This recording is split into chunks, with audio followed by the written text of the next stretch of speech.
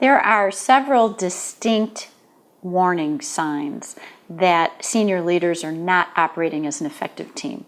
Probably the most common sign is that the real meetings are happening in the hallways, in the bathrooms, in people's individual offices.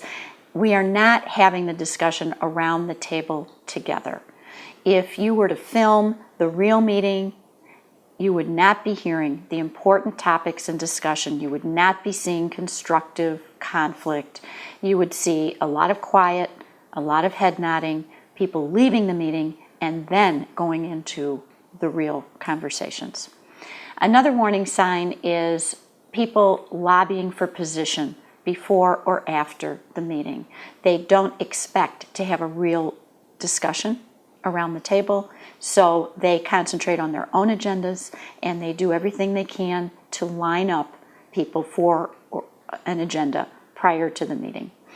A third warning sign is an actual look at meeting agendas and meeting outcomes, with the outcome being we're not talking about the hard issues. We're not talking about the important issues. We're taking care of business, but we're not going deep enough into those things that are truly significant, that are either helping us or derailing us. The fourth key indicator that we have some trouble in the senior team department is we keep revisiting decisions. We talk about an issue, we think we've made a decision, but week after week or month after month, we're coming back to the same topic. There are a number of big reasons that really tie to human nature with regard to why senior leadership teams struggle in this context of team building. The first is just plain conflict avoidance. It's hard to address the elephants in the room. It takes courage. It requires candor. You don't really know how people are going to react, and so it's just easier not to talk about it. And a relatively extreme example I would give you is a board we were invited in to help. They wanted to make progress, and I found out there was an issue they were stuck on for 2 years. When I asked how they typically make decisions, they said they voted, and when I asked if this particular topic had come up for a vote, the answer was no. And the reason it hadn't come up for a vote was because they knew they didn't have consensus, so they kept avoiding putting it on the agenda. So conflict avoidance is huge.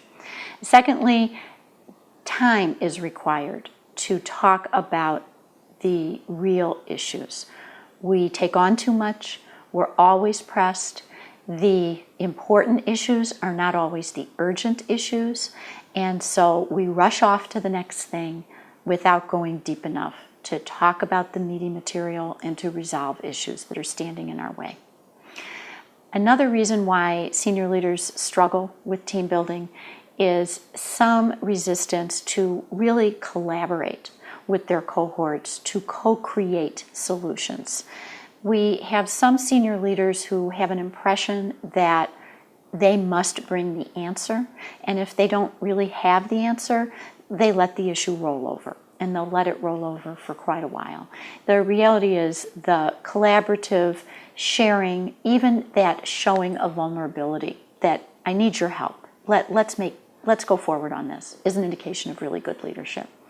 The fourth obstacle in this context is relationships.